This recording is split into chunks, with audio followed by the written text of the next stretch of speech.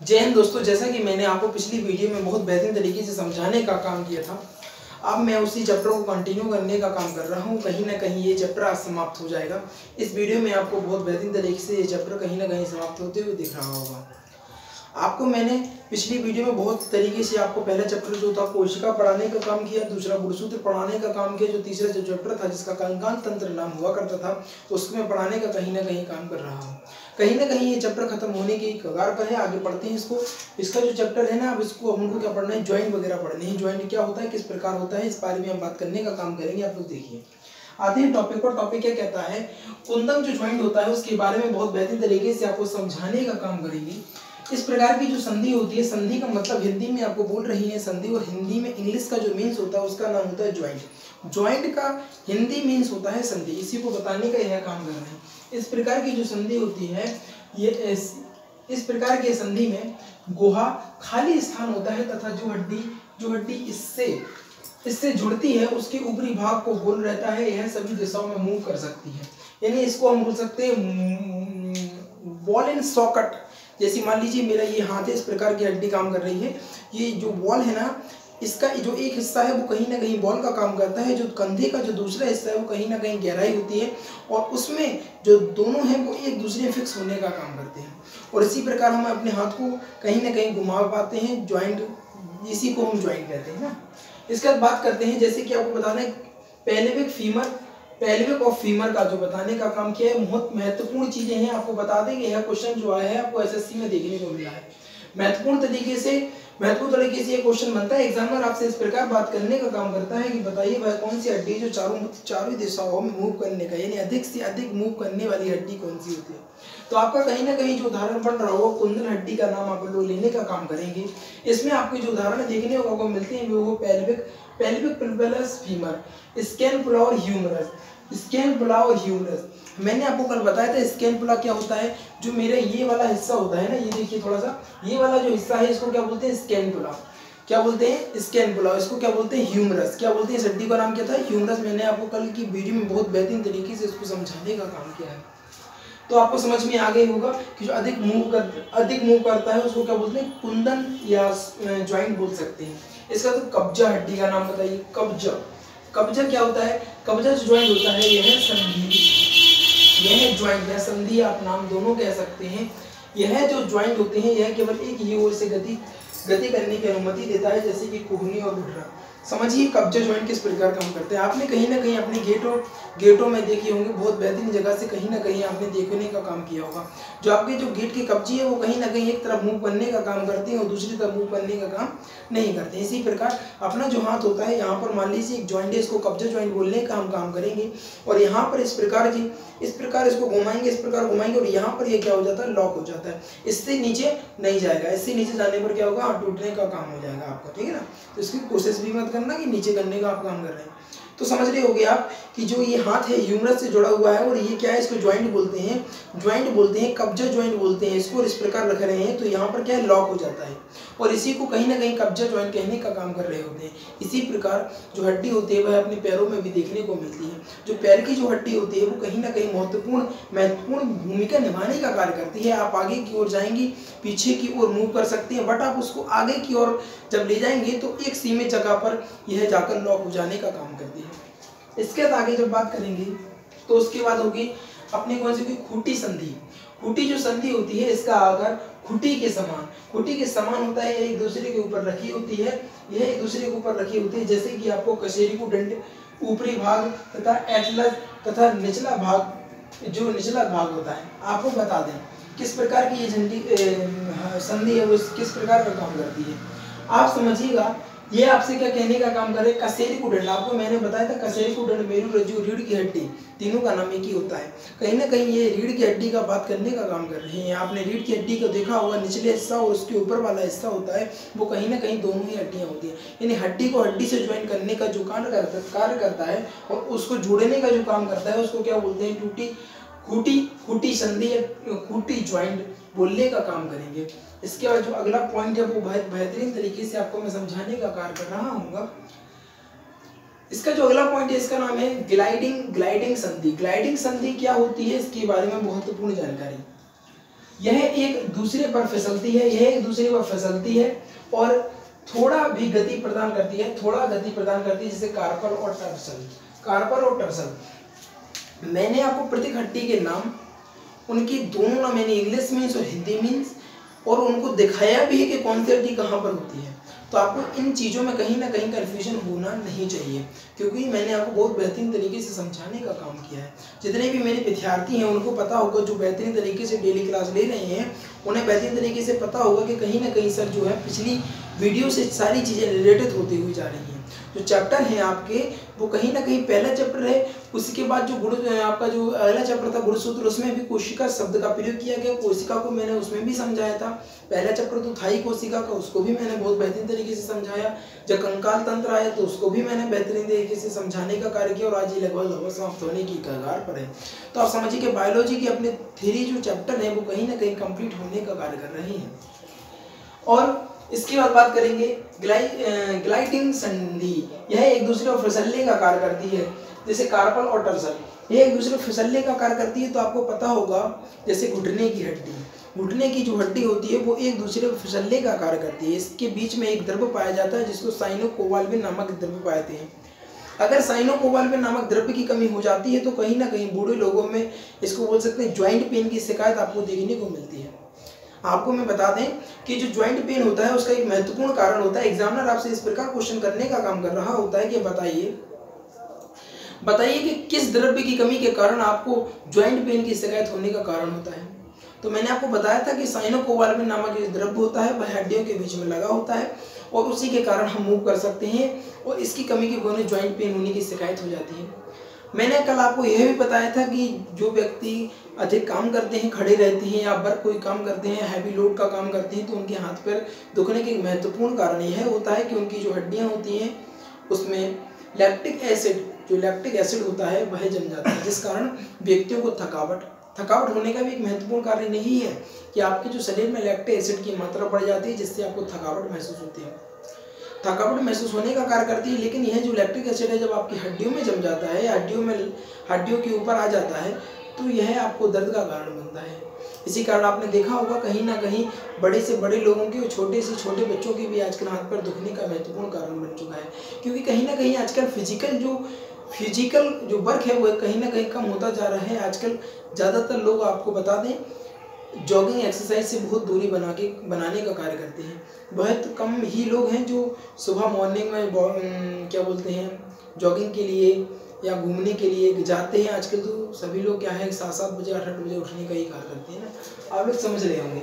इसके बाद बात करेंगे हम, आपको मैंने बताया जो ग्लाइडिंग जो संधि होती है एक दूसरे फिसलने का कार्य करती है, जो हमने आपको एक महत्वपूर्ण उदाहरण के तौर पर आपको बताया है। जो इस हड्डी का नाम होता है वह क्या कहलाती है?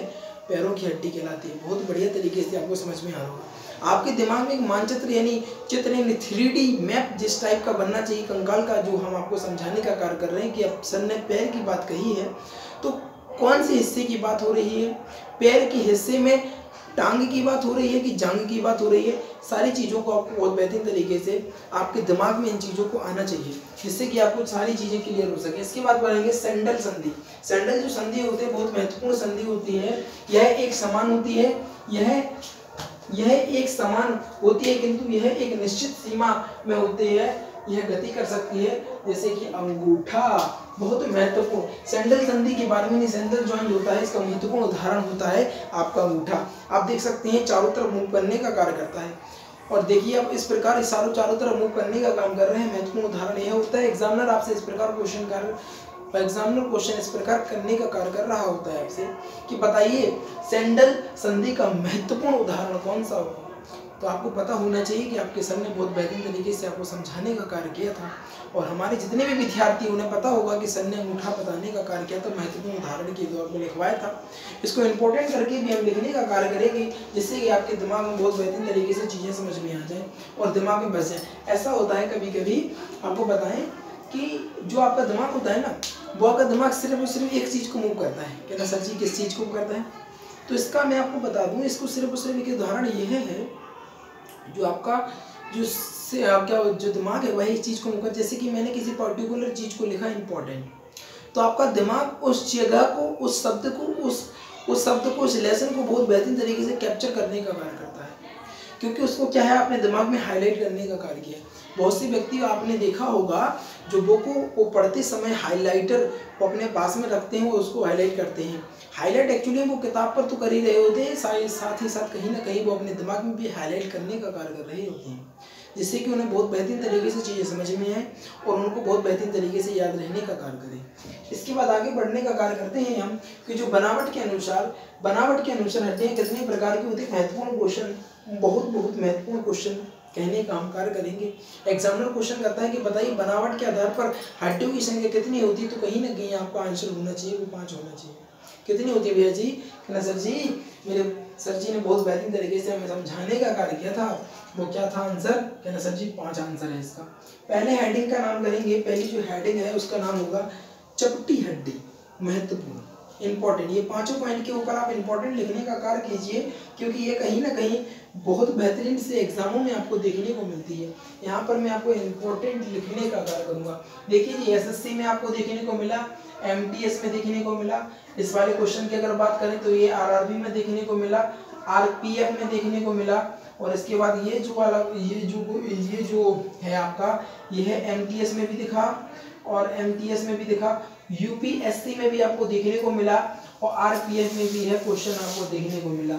और ये वाला जो क्वेश्चन है मेरे विद्यार्थियों जिन लोगों ने ग्रुप डी का एग्जाम दिया होगा, आरआरबी का बहुत महत्वपूर्ण क्वेश्चन है। ग्रुप डी का जो क्वेश्चन है वो इन्होंने देने का कार्य किया। जो ग्रुप डी था उसमें भी आया था, उसके अलावा आरपीएफ में भी है पूछने का कार्य किया गया था। बहुत महत्वपूर्ण हो जाती है कहीं ना कहीं चीजें। मैं आपको बताने का कार्य कर रहा हूँ कौन सा क्वेश्चन कहाँ पर आने का कार्य। मैं अच्छा, आपको अगर विश्वास ना हो तो इसका आप स्क्रीनशॉट लेके उसको फोटो को क्रॉप करके गूगल पे चेक भी कर सकते हैं कि सर सच में सही बोल रहे हैं कि सर बस ऐसे ही कह रहे हैं, तो आप इसको चेक भी कर सकते हैं। ये प्रॉपर तरीके से इन एग्जामों में आया हुआ है मेरे भाई, तो इसको बहुत बेहतरीन तरीके से याद रखने का कार्य करेंगे। इसके बाद करेंगे चपटी हड्डी।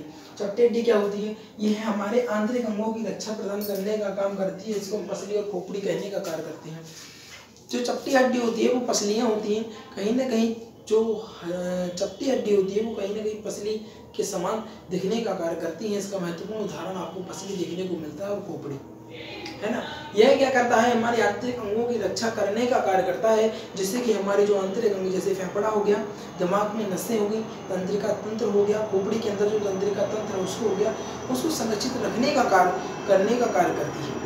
आपको बताते हैं हम कि जो चपटी हड्डी होती है हमारे शरीर का महत्वपूर्ण पार्ट होती है। इससे ही हम अपने नाजुक अंगों की रक्षा करने का कार्य करते हैं। इसके बाद अगली जो हेडिंग है इसके बाद है अगली हेडिंग है, इसका नाम है लंबी हड्डी। लंबी हड्डी क्या होती है मेरे भाई? लंबी जो हड्डी होती है यह शरीर का भार रोकती है, जैसे कि हाथ और पैर। पैर पे क्या है? पूरा वजन टिका हुआ है ना। क्या बेस पॉइंट क्या है? बेस पॉइंट कहना सर जी, बेस पॉइंट तो अपना पैर ही है। और पैर क्या करती है? यह लंबी हड्डी होती है। और इसके अलावा 3 क्वेश्चन उठते हैं। सबसे चमकीली हड्डी कहाँ पर होती है? कहना सर जी टांग में। इसके बाद खोखली हड्डी कहाँ पर होती है? कहना सर जी पैर में, है ना। फीमर हड्डी कहाँ पर होती है? कहना सर जी जांघ में। ठीक है ना। 3 क्वेश्चन बने, महत्वपूर्ण क्वेश्चन है जो कि मैंने आपको बताने का कार्य किया।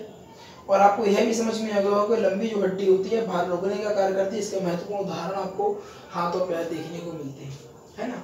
इसके बाद बात करेंगे हम छोटी हड्डी।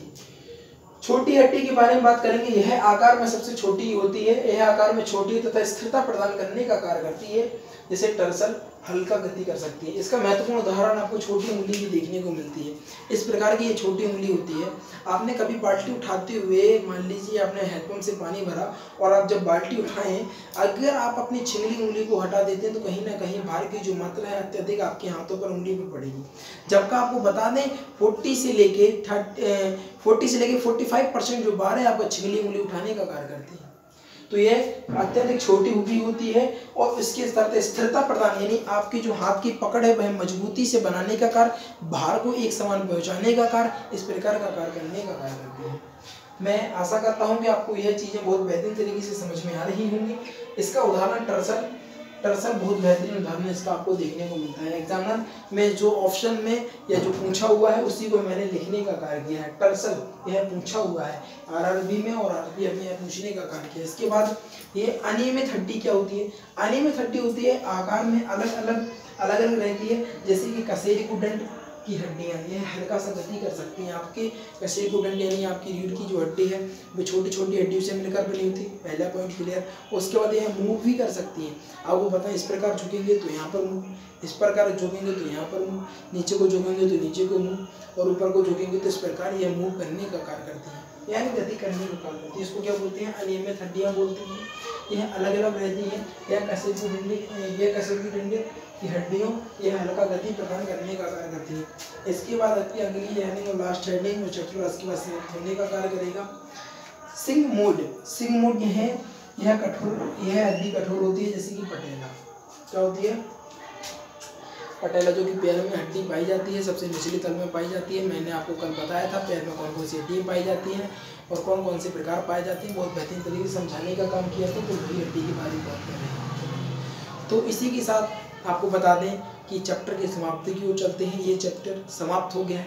बता दें आपको यहाँ से इस चैप्टर अगर किसी व्यक्ति ने इस वीडियो को बिल्कुल पूरी तरीके से देखा हुआ है तो एक भी बताए रहे हम आप लोगों को कतई ये क्वेश्चन नहीं छूट सकता है। एनसीईआरटी का पैटर्न है, पूरा डिटेल से आपको पढ़ाने का कार्य कर रही है। बस आप लोग कहीं ना कहीं हमें उदास रहने का कार्य करते हैं। आप लोग वीडियो को शेयर नहीं करते हैं, वीडियो को लाइक भी नहीं करते हैं और चैनल को सब्सक्राइब भी नहीं करते हैं। हम आपके लिए मेहनत करने का कार्य करते हैं और आपको सोचते हैं कि आपको आपकी जो गोल है उसको पहुंचाएं, लेकिन आप लोग कहीं ना कहीं कंजूसी कर देते हैं। कोई दिक्कत नहीं है, बढ़िया से शेयर कीजिए, वीडियो को लाइक कीजिए, चैनल को सब्सक्राइब कीजिए और शेयर करके आइए अपने यार दोस्तों चाहने वालों के साथ, क्योंकि आज की जो वीडियो थी बहुत बेहतरीन गजब और लाजवाब होने का कार्य कर रही थी। इस सब वीडियो को समाप्त करते हैं। Thank for watching.